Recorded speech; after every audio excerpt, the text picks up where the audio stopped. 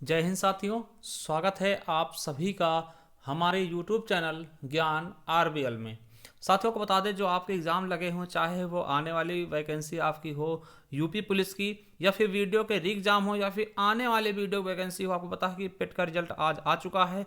ठीक है, तो ये वैकेंसी आपको अभी और देखने को मिलेंगे। ठीक है, इसके अलावा चाहे जूनियर असिस्टेंट हो, यूपीएसआई हो, एसएससी जीडी हो, किसी भी एग्जाम्स के लिए आपके एग्जाम में आपको पता है कि हर एक पेपर में 2 से 3 क्वेश्चन आपके संविधान के हमेशा पूछे जाते हैं। ठीक है, तो हम संविधान को पूरा करा रहे हैं और आपको बता दें कि अब हम पहुंच चुके हैं भाग 5। ठीक है, और भाग 5 में हम राष्ट्रपति जी के बारे में देख रहे थे और राष्ट्रपति से संबंधित ये अंतिम वीडियो है। ठीक है, तो चलिए दोस्तों शुरू करते हैं राष्ट्रपति के बारे में। आपको बता दें कि अगर इसके पहले के वीडियो आप देखना चाहते हैं, जाइए हमारे प्लेलिस्ट पर या फिर जाइए आप हमारे डिस्क्रिप्शन पे। तो साथियों, जैसे आप हमारे प्लेलिस्ट पे आएंगे, आपको देखिए ये दिखेगा संपूर्ण भारतीय संविधान या फिर इंडियन कॉन्स्टिट्यूशन, है ना। इस पे आप देख लीजिएगा, एक क्रम में लगी हुई सारी वीडियो आपको मिल जाएंगी यहाँ से, तो देख लीजिएगा, पूरा का पूरा आपको संविधान मिल जाएगा। इसके अलावा मैं बता दूं कि आपके सभी के लिए साथियों हमने संपूर्ण हिंदी भी पढ़ाई है। ठीक है, ये आपको मिल जाएगा यूपी ट्रिपल एस सी के लिए, UP triple S C exam video junior assistant forest SI के नाम से। ठीक है, यहाँ पे आप पढ़ लीजिएगा, सारे के सारे एग्जाम आपके क्लियर हो जाएंगे। ठीक है, अगर यूपी पुलिस की तैयारी कर रहे हैं दोस्तों, तो इस वाले प्लेलिस्ट को एक बार देखिएगा, बहुत ही शानदार तरीके से हमने पढ़ाया और यूपी स्पेशल भी हमने कंप्लीट करा रखी, तो जाकर के एक बार जरूर देखिएगा। तो चलिए दोस्तों शुरू करते हैं वीडियो को। तो साथियों आपको पता है कि हम देख रहे थे राष्ट्रपति जी की शक्तियां, और उसमें साथियों हमने देख लिया था राष्ट्रपति की कार्यपालिका की शक्तियां हम देख चुके थे। तो चलिए दोस्तों आज हम इसके आगे देखते हैं, नंबर 2 देखते हैं दोस्तों। ये देखिए निर्वाचन हम देख लेते किस किस को निर्वाचित करता है या फिर चुनता है साथियों, किसकी नियुक्ति करता है राष्ट्रपति, उसके बारे में भी हम देख चुके थे। तो चलिए दोस्तों अब आगे देखते हैं। अब देखेंगे दोस्तों इसकी विधायी शक्तियां, यानी कि राष्ट्रपति महोदय की विधायी शक्तियां क्या हैं, इनके बारे में बात करेंगे। तो आपको पता है कि जब आप आगे भी पढ़ाएंगे, आपको अनुच्छेद आपको मिलेगा 79।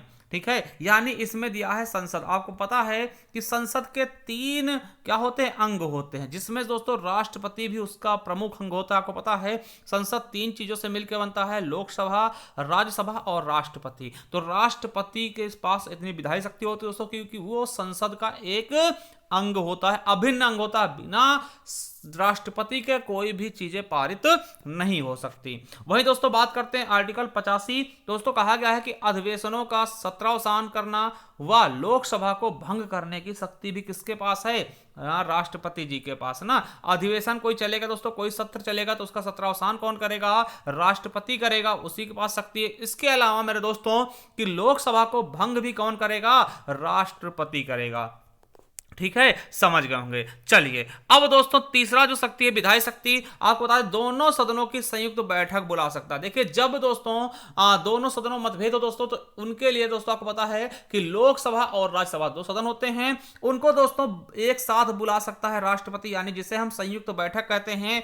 आर्टिकल 108 में कई बार पूछा गया। ठीक है, तो याद रखेंगे संयुक्त बैठक कौन बुला सकता है, तो राष्ट्रपति के पास इतनी पावर होती है कि वो संयुक्त बैठक भी बुला सकता है। मगर साथियों याद रखेंगे यहां पर कि आपसे कई बार पूछा जाता है कि संयुक्त बैठक की अध्यक्षता कौन करेगा, तब आपको बताना है लोकसभा अध्यक्ष। कौन, जो लोकसभा अध्यक्ष होगा वो दोस्तों इसकी अध्यक्षता करेगा। देखिए समझने की बात यह है कि मान लिया अभी दोस्तों संयुक्त बैठक बुलानी होगी तो कौन बुलाएंगी, तो दोस्तों मुर्मू जी बुलाएंगे, द्रौपदी मुर्मू जी, क्योंकि वही हमारी क्या है, राष्ट्रपति। मगर दोस्तों इसकी अध्यक्षता कौन करेंगे, तो दोस्तों ओम बिरला जी, क्योंकि वो वर्तमान में क्या है, हमारे लोकसभा अध्यक्ष। ठीक है, चलिए इसके अलावा साथियों को पता है कि राष्ट्रपति द्वारा अभिभाषण दिया जाता है साथियों। ठीक है, जब दोस्तों को पता है कि नई लोकसभा गठित होती है, तब दोस्तों राष्ट्रपति अपना क्या होता है, अभिभाषण देता है। ठीक है, इसके अलावा मेरे साथियों आपको पता है जब संयुक्त बैठक बनती है तब भी दोस्तों ये संबोधित करता है, यानी कि अभिभाषण देता। तो राष्ट्रपति को साथियों अभिभाषण देने की भी आजादी होती है। ठीक है, यह भी इसकी विधायी शक्तियों में से ही है। ठीक है, अगला है दोस्तों राष्ट्रपति के स्वीकृति के बिना कोई भी विधेयक दोस्तों कानून नहीं बन सकता। यह चीज आपको पता है, चाहे जो भी विधेयक हो राष्ट्रपति से मंजूरी जरूर लेनी पड़ेगी। ठीक है, तो यह चीज भी आप समझ लीजिए कि बिना राष्ट्रपति के कोई भी विधेयक कानून नहीं बन सकता। अगर राष्ट्रपति किसी चीज को पारित नहीं करता है तो वह दोस्तों कानून रद्द माना जाएगा। जाएगा। ठीक है, तो ये चीजें आप बिल्कुल अच्छे समझ रहे होंगे।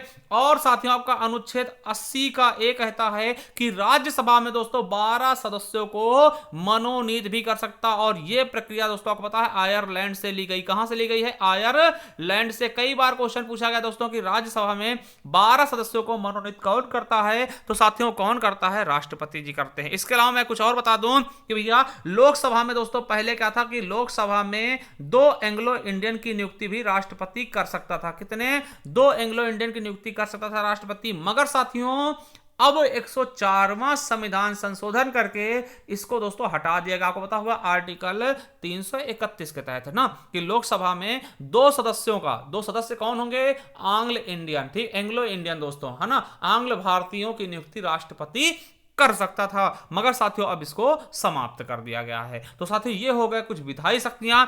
अब आगे हम देखते हैं दोस्तों कि राष्ट्रपति की न्यायिक शक्तियां।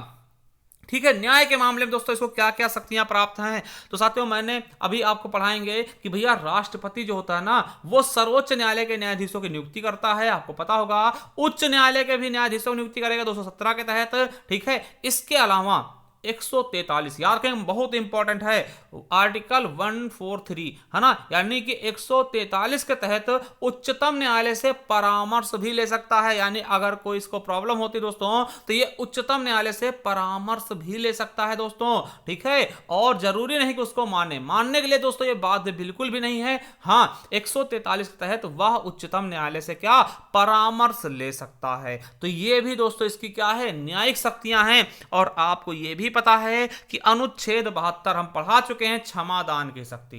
क्या दोस्तों? क्षमादान की शक्ति दोस्तों यहां तक कि इसके पास इतना पावर होता है कि किसी की दोस्तों मृत्यु संबंधित मामले को भी माफ कर सकता है दोस्तों, उसको भी क्षमा कर सकता है। अगर आपको फांसी की सजा हुई है तब भी आपको यह क्षमा कर सकता है। इतनी पावर होती है राष्ट्रपति जी के पास। और दोस्तों कोर्ट मार्शल यानी कि सेना न्यायालय से अगर किसी व्यक्ति को दंड दिया जाता दोस्तों उसको भी ये माफ कर सकता है, उस पर भी दोस्तों ये सुनवाई कर सकता है। तो ये चीजें आपको बहुत ही अच्छे समझ में आ रही होंगी कि भैया राष्ट्रपति की न्यायिक शक्तियां क्या हैं। ठीक है, चलिए अब हम देखते हैं राष्ट्रपति जी की वित्तीय शक्तियां। क्या? राष्ट्रपति जी की वित्तीय शक्तियां दोस्तों आपको पता है कि अनुच्छेद 112 किससे आप इसको बजट कह लेते हैं अमूमन। मगर आपको बता दें कि बजट शब्द का प्रयोग हमारे संविधान में नहीं किया गया है। बजट को हम क्या बोलते हैं? वार्षिक वित्तीय विवरण। क्वेश्चन आपसे अगर पूछ ले कोई भी व्यक्ति आपसे पूछता है कि भैया बजट का उल्लेख कहां भैया, तो आप बताना पहली चीज तो संविधान में बजट शब्द का प्रयोग ही नहीं किया गया है। हाँ, वार्षिक वित्तीय विवरण के नाम से बजट को कहा जाता है। ठीक है, तो याद रखेंगे कि प्रत्येक वर्ष वित्तीय वर्ष में वित्त मंत्री द्वारा वार्षिक वित्तीय विवरण यानी बजट राष्ट्रपति जी के नाम से प्रस्तुत ही किया जाता है। दोस्तों आपको पता है कि वित्त मंत्री दोस्तों जैसे निर्मला सीतारमण जी अगर दोस्तों बजट पेश करती हैं तो वो दोस्तों नाम किसके करती हैं? तो राष्ट्रपति जी के नाम पर ही वो पेश किया जाता है। ठीक है, तो ये वित्तीय शक्तियां हैं। और क्या हैं? तो आपको बता दें आर्टिकल 267 क्या कहता है? आकस्मिक निधि पर दोस्तों राष्ट्रपति जी का पूर्ण नियंत्रण होता है। आकस्मिक निधि से दोस्तों पैसे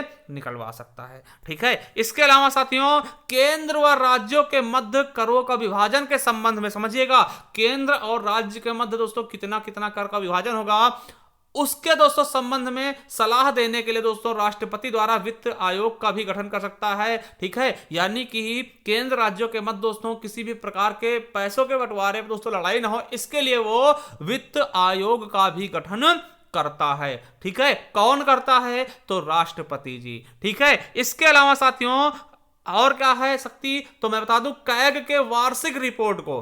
ठीक है, जो कैग यानी कि नियंत्रक एवं महालेखा परीक्षक होता है। ठीक है, जो कि आर्टिकल 148 में पढ़ेंगे। क्वेश्चन कई बार पूछेगा किसमें है कैग, तो 148। तो आर्टिकल 148 में जो आप देखते हैं जो उसकी वार्षिक रिपोर्ट होती ना वो भी दोस्तों राष्ट्रपति लोकसभा में प्रस्तुत करता है। ठीक है, और आपको बता दें कि कोई भी धन विधेयक बिना राष्ट्रपति के स्वीकृति के लोकसभा में प्रस्तुत नहीं किया जाएगा। यानी कि धन विधेयक जो होता है वो राष्ट्रपति जी के पूर्व स्वीकृति के बिना नहीं लाया जा सकता। यानी कि राष्ट्रपति की पूर्व स्वीकृति आवश्यक है। ठीक है, चलिए अभी इसके बारे में धन विधेयक के बारे में आगे मैं बताऊंगा। ठीक है, कैसे होता किस तरह होता। ठीक है, तो ये दोस्तों हो गया।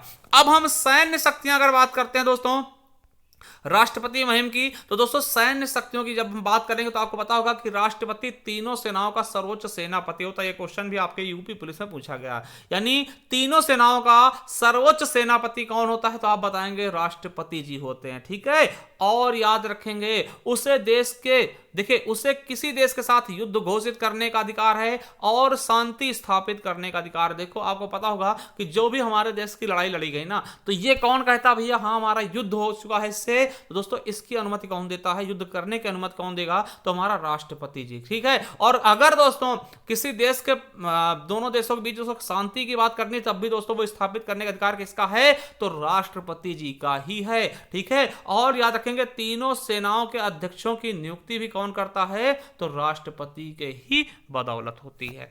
ठीक है, चलिए अब इनकी दोस्तों हम राजनयिक शक्तियां देख लें, तो भाई बात आपको बता दें छठे नंबर की शक्तियां कैसी हैं, राष्ट्रपति जी की राजनयिक शक्तियां। आपको बता दें कि सभी अंतरराष्ट्रीय संधियां, समझौते व करार दोस्तों किसके नाम पे होते हैं, देश के जितने भी समझौते होंगे, संधियां होंगी, करार होंगे, वो सभी के सभी दोस्तों राष्ट्रपति जी के ही नाम पर किए जाते हैं। किसके नाम पर, राष्ट्रपति जी के नाम पर ही किए जाते हैं दोस्तों। और एक चीज मैं बता दूं आपको कि सभी राजदूतों और उच्चायुक्तों की नियुक्ति भी कौन करता है, तो हमारे राष्ट्रपति महोदय ही करते हैं। ठीक है, तो ये भी याद रखेंगे कि सभी राजदूतों और उच्चायुक्तों की नियुक्ति भी कौन करेगा, तो हमारे राष्ट्रपति महोदय ही करते हैं ये चीज भी। ठीक है, तो ये चीजें आपको बहुत ही अच्छे से, बिल्कुल अच्छे से याद रखना है। इसके अलावा मैं अगर आपको बताना चाहूं कि राष्ट्रपति की आपातकालीन शक्तियां, वैसे दोस्तों इसको हम डिटेल में देखेंगे। ठीक है, मगर मैं आपको बता दूं कि राष्ट्रपति के पास दोस्तों आपातकालीन शक्तियां भी होती हैं, वो आपातकाल घोषित कर सकता है। आपको बता दें कि कितने प्रकार के आपातकाल होते हैं, तो जब आप देखेंगे ना कि अनुच्छेद दोस्तों 352 से 360 के बीच दोस्तों 3 प्रकार के आपातकाल राष्ट्रपति जी घोषित कर सकते हैं। एक है दोस्तों राष्ट्रीय आपातकाल, जिसके बारे में डिटेल में बात करेंगे। आपको बस इतना बताना चाहता हूं, ये दोस्तों आर्टिकल 352 में है।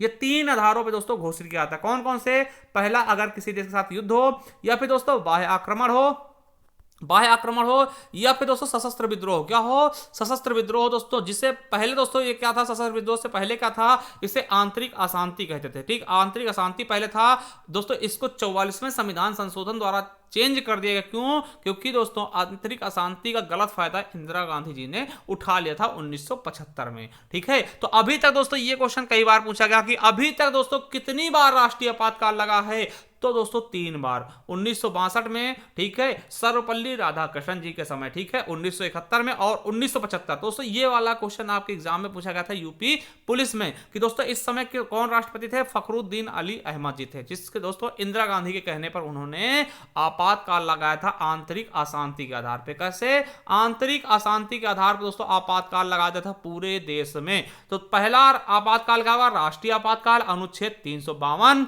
फिर दोस्तों दूसरा क्या होगा, राष्ट्रपति शासन दोस्तों, अनुच्छेद 356। और वित्तीय आपातकाल दोस्तों अनुच्छेद 360। वित्तीय आपातकाल दोस्तों अभी तक एक भी बार नहीं लगा। ये भी क्वेश्चन पूछा गया है कि वित्तीय आपातकाल कितनी बार लगा, एको बार नहीं लगा। ठीक है, चलिए अगला है राष्ट्रपति जी का अध्यादेश जारी करना। दोस्तों आपको पता है जब कोई भी संसद दोस्तों, मान ले दोस्तों कोई भी सभा नहीं चल रही होती दोस्तों, तो क्या होता है कि राष्ट्रपति द्वारा अध्यादेश जारी करके उसको कानून बना दिया जाता है। ठीक है, तो ये दोस्तों राष्ट्रपति द्वारा अध्यादेश जारी करने की शक्ति दोस्तों, ये भी आपके लिए बहुत इंपॉर्टेंट है। आपको पता है राज्यपाल भी करते हैं। ठीक है, राज्यपाल द्वारा भी दोस्तों ये अध्यादेश जारी किया था। मगर दोस्तों अभी हम राष्ट्रपति के बारे में पढ़ रहे हैं, तो राष्ट्रपति के बारे में याद कर लेंगे। आर्टिकल 123 के तहत दोस्तों क्या होता है, राष्ट्रपति अध्यादेश जारी कर सकता है। तो चीजें आप समझ गए होंगे कि भैया राष्ट्रपति द्वारा अध्यादेश जारी करके किसी भी चीज को कानून बनाया जा सकता है। ठीक है, चलिए आगे देखते हैं। अब देखिए राष्ट्रपति जी से संबंधित कुछ तथ्य देख लें। आपसे पूछा जाएगा कि सबसे लंबे कार्यकाल के लिए राष्ट्रपति कौन थे, तो डॉक्टर राजेंद्र प्रसाद जी। ठीक है, और ये भी याद रखेंगे ये भारत के पहले राष्ट्रपति भी थे। क्या थे साथियों, भारत के पहले राष्ट्रपति भी थे और सबसे लंबा कार्यकाल इन्हीं का था। ठीक है, चलिए इसके अलावा अब पूछेगा आपसे कि अब तक कितने कार्यवाहक राष्ट्रपति बने हैं, तो 3 लोग। कितने दोस्तों, अब तक 3 लोग कार्यवाहक राष्ट्रपति जी बने हैं। पहले हैं वीवी गिरी जी, और हैं बीडी जत्ती हैं, और मोहम्मद हिदायतुल्लाह खां। आपको पता है ये न्यायाधीश थे, मुख्य न्यायाधीश थे। ठीक है, सर्वोच्च न्यायालय के मुख्य न्यायाधीश थे 11वें। ठीक है, तो आपसे पूछेगा अभी तक कुल कितने कार्यवाहक राष्ट्रपति बने हैं तो आपको बताना है 3 लोग। ठीक है, कितने लोग? 3 लोग। आपको पता है वीवी गिरी, बीडी जत्ती और मोहम्मद हिदायतुल्ला खां।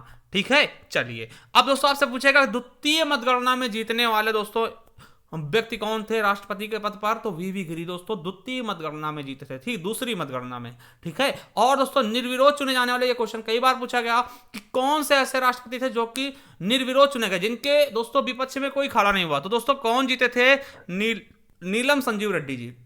ठीक है, वीटो पावर का इस्तेमाल किसने किया था? ज्ञानी जैल सिंह ने। आपको बता दें कि एकमात्र राष्ट्रपति हुए जिन्होंने वीटो पावर का इस्तेमाल किया था। वीटो पावर का होता है दोस्तों कोई भी संशोधन को, कोई भी दोस्तों विधेयक को दोस्तों अपने जेब में रख लेना। ठीक है, और उस पर हाँ या ना का जवाब ना देना। ठीक है, पद पर रहते हुए दोस्तों 2 लोगों की मृत्यु होती है। ऐसे 2 राष्ट्रपति हुए जिनकी मृत्यु पद पे रहते हुए हो गई थी दोस्तों, डॉक्टर जाकिर हुसैन और फखरुद्दीन अली अहमद जी। ठीक है, ये फखरुद्दीन अली अहमद दोस्तों वही हैं जिन्होंने अंतिम आपातकाल लगाया था इंदिरा गांधी जी के समय में। ठीक है, और नीलम संजीवा रेड्डी से एक चीज और याद रखेंगे दोस्तों, ये राष्ट्रपति से पहले दोस्तों लोकसभा अध्यक्ष भी रह चुके हैं और दोस्तों ये निर्विरोध भी चुने गए हैं। तो 2 चीजें आपको याद रखना है कि निर्विरोध और लोकसभा से राष्ट्रपति से पहले लोकसभा अध्यक्ष भी रहना। कौन है? नीलम संजीव रेड्डी। और प्रथम दलित राष्ट्रपति कौन हुए?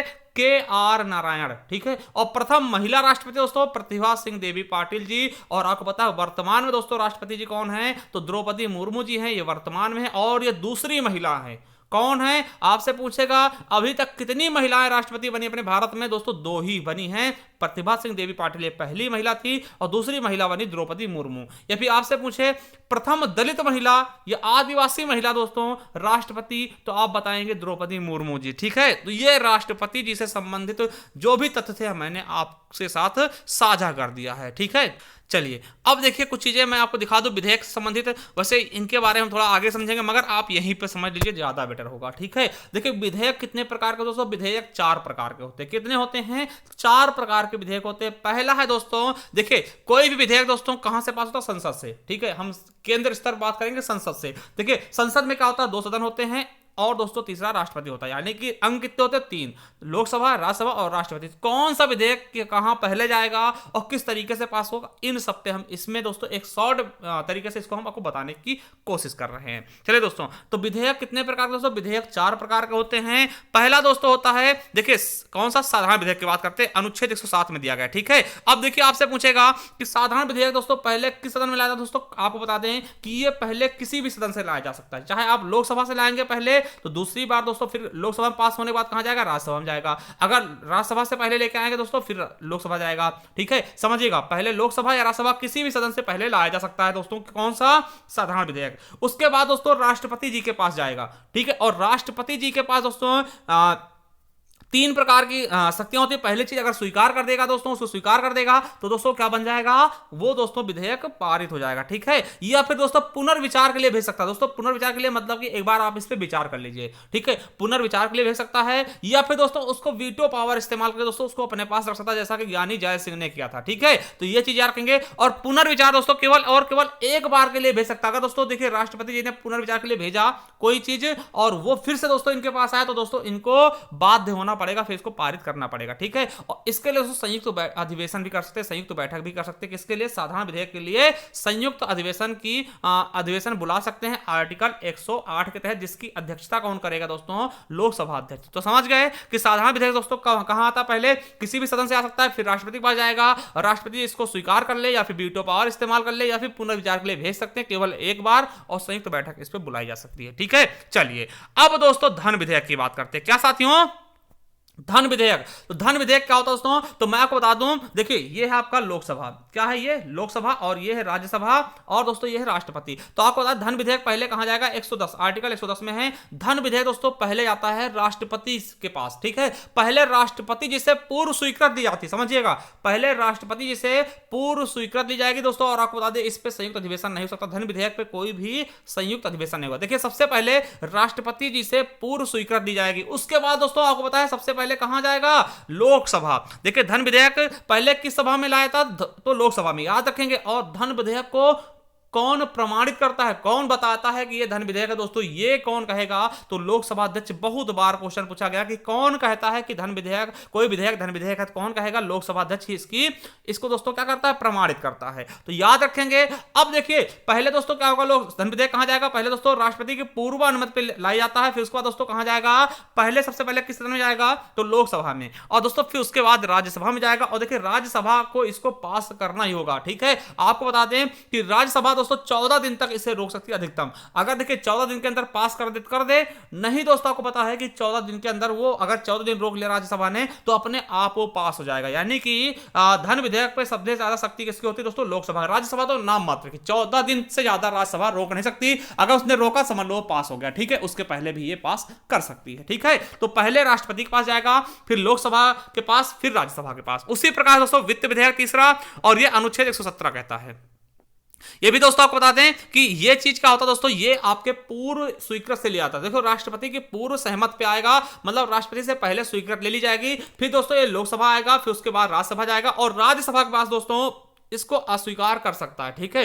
वित्त विधेयक को दोस्तों राज्यसभा अस्वीकार कर सकता है, ठीक है। चलिए अगला है फिर दोस्तों संविधान संशोधन विधेयक आपका 368, अनुच्छेद 368 दोस्तों। ये चाहे आप पहले लोकसभा से लेके आए और चाहे राज्यसभा से लेके आए। देखिए अगर लोकसभा लेके आएंगे फिर दोस्तों राज्यसभा जाएगा, अगर राज्यसभा से लेके आएंगे लोकसभा जाएगा, ठीक है। तो याद रखेंगे। फिर दोस्तों राष्ट्रपति क्या करेगा दोस्तों, इसको स्वीकृति देने के लिए बाध्य होता है, ठीक है। आपको बता दें कि अगर दोस्तों संविधान संशोधन विधेयक दोस्तों पास होकर आता है तो राष्ट्रपति इसको स्वीकृत देना ही पड़ेगा उसे, वो इसके लिए बाध्य होगा, ठीक है, मना नहीं कर सकता।